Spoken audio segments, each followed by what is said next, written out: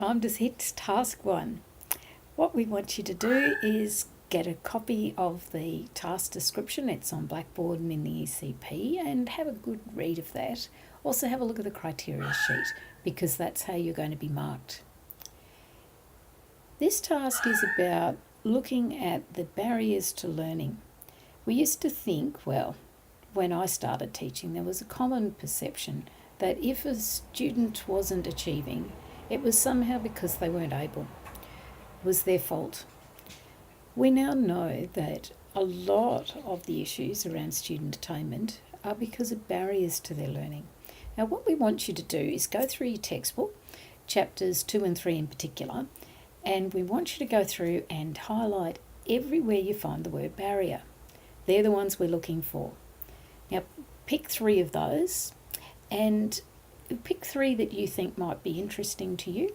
Have a look at what the textbook recommends or suggests might be some responses to get rid of those barriers and to help the learners come and access what's available for them in your classroom. We also want you to read widely, so don't forget you've got 8 hours each week to do your reading and thinking and writing your assignments. So have a look in the library collection. The librarians are able to help you. Make sure that you look for peer-reviewed literature and that you don't just do a web search, because some of the information there is not peer-reviewed and it's not good quality. So check with the librarians if you're not sure, or check with your tutors or with me. We also want to make sure that you're aware of the use of inclusive language. There's the guide that's in the Blackboard resources, and where this is an important aspect of your work.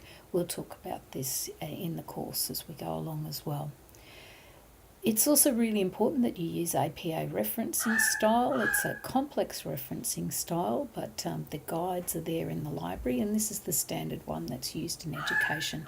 It's an important practice for you to get used to, particularly if you've been studying in other disciplines. They'll have different styles. If you need help, we're here for you. It's a good practice too to load up your assignment before the last minute. You can then have a look at the Turnitin report, where it will match the text to any documents on the web or any assignments that have been submitted through Turnitin around the world. And you can have a look then, and you can see if you've got some text that's not been appropriately referenced. Changing a word or two here or there doesn't change it from a direct quote. So if you're quoting the work of others, that's perfectly acceptable. Put it in quotation marks and put a page number with it. So it's quite acceptable to refer to the work of others. In fact, that shows that you know what work's been done in this field.